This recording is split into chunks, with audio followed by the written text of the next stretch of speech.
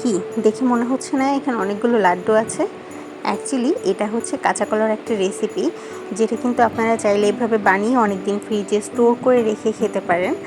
আর এটা যে গরম গরম ভাতের সাথে কী পরিমাণ মজা লাগে সেটা কিন্তু আপনারা যখন এটা বানিয়ে খাবেন তারপরেই বুঝতে পারবেন। আর বেশি কথা না বাড়িয়ে চলুন পুরো রেসিপিটা আপনাদের সাথে শেয়ার করছি। Hello everyone, welcome to cook and cook. শুরুতেই এই রেসিপির জন্য আমাদের যেটা লাগছে কাঁচা কলা। তো কলাটাকে এভাবে মাঝখান থেকে 2 টুকরো করে নিয়ে খুব ভালো মতো সেদ্ধ করে নিয়েছি।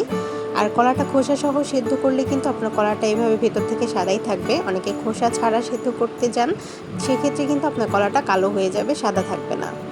তো খোসাটাকে ছড়িয়ে নিয়ে এবার আমরা কি করব, একটা কাঁটা চামচের সাহায্যে খুব ভালো মতো করে এই কলাটাকে ভর্তা করে নিতে হবে। গরম থাকতে থাকতে এই কাজটা করবেন, কারণ ঠান্ডা হয়ে গেলে কলাটা কিন্তু একটু শক্ত হয়ে যায়, তখন কিন্তু ভেতর থেকে একদম দলা দলা বেঁধে থাকে, খুব ভালো মতো ভর্তা হয় না। এরপর এখানে দিয়ে দিচ্ছি হাফ কাপের মতো পেঁয়াজ কুচি, 3-4টা কাঁচামরিচ কুচি, ধনিয়া পাতা কুচি দিয়ে দিচ্ছি প্রায় অনেকটা। আপনারা চাইলে পুদিনা পাতাও দিতে পারেন। স্বাদ মতো লবণ দিয়ে দিলাম, ধনিয়া গুঁড়া 1 চা চামচ, সামান্য একটু হলুদের গুঁড়া, আর দিয়ে দিচ্ছি 1 চা চামচের মতো মরিচের গুঁড়া। ঝালটা আপনাদের পছন্দ অনুযায়ী দিবেন। এখানে আছে জিরা এবং গরম মশলা একসাথে গুঁড়া করা, সেটা 1 চা চামচের মতো দিয়ে দিলাম, আর 1 চা চামচ টমেটো সস। এবার এই সব উপকরণগুলোকে খুব ভালো মতো হাত দিয়ে কিন্তু এইভাবে আমরা মেখে নিব। এটাকে খুব ভালো মতো মেখে নিয়ে আপনারা চাইলে এখানে কিন্তু একটুখানি সরিষার তেল ব্যবহার করতে পারেন, তাহলে কিন্তু স্মেলটা খুব বেশি ভালো আসে। তো মাখানো শেষ। এবার আমরা এভাবে অল্প অল্প করে হাতে নিয়ে আপনাদের প্রেফারেন্স অনুযায়ী আপনারা হাতে নেবেন, নিয়ে খুব ভালো মতো করে এটাকে বল বল শেপেরও করতে পারেন, অথবা কোফতা সাইজও করতে পারেন, অথবা আপনারা চাইলে লম্বা যে ফিঙ্গার সাইজ আছে সেটাও কিন্তু করতে পারেন।